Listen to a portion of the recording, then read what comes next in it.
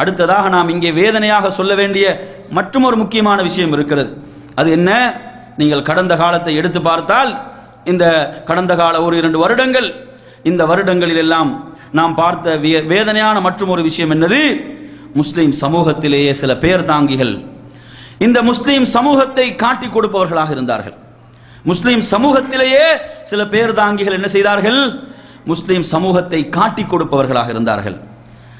அந்த இனவாதிகள், அந்த பௌத்த இனவாத பகுதிகளாக அந்த குறிப்பிட்ட ஒரு சாலார், அந்த பிபிஎஸ் என்று இருக்கிறதா இல்லையா, அவர்கள் சொன்னது என்ன தெரியுமா? அப்படி சாம்பிரதாயிக முஸ்லிம் வருண்ட அப்படி கிசிம பிரச்சனையாக எத்திக்கிறான் என்று சொன்னால், அதாவது சம்பிரதாய முஸ்லிம்களுக்கு நாம் எந்த பாதிப்பையும் ஏற்படுத்த மாட்டோம் என்று சொன்னார்கள். என் அருமையான சகோதரர்களே, இதை கேட்டபோது சம்பிரதாய முஸ்லிம்களாக இருப்பவருடைய உள்ளத்திலே மகிழ்ச்சி ஏற்பட்டிருக்கலாம்.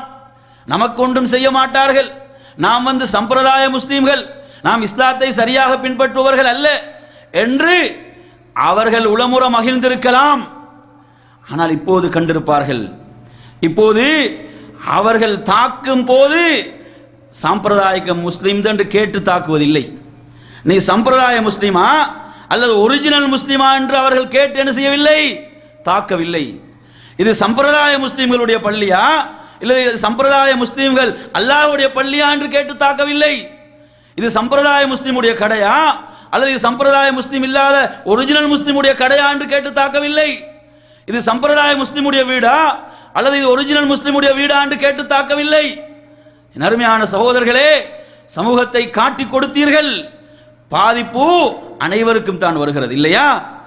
எனவே இந்த குறுகிய மனப்பான்மையிலே செயல்படக்கூடாது. ஒரு முஸ்லிம் என்று சொன்னால் அவன் இன்னொரு முஸ்லிமுக்கு சகோதரன் என்று அல்லவா இஸ்லாம் சொல்லி இருக்கிறது. எனவே அன்பிற்குரிய சகோதரர்களே, இந்த நிஃபாக், இந்த நயவஞ்சகம், இந்த நிலை மாற வேண்டும். இஸ்லாமிய உம்மத் ஒன்றுபட வேண்டும்.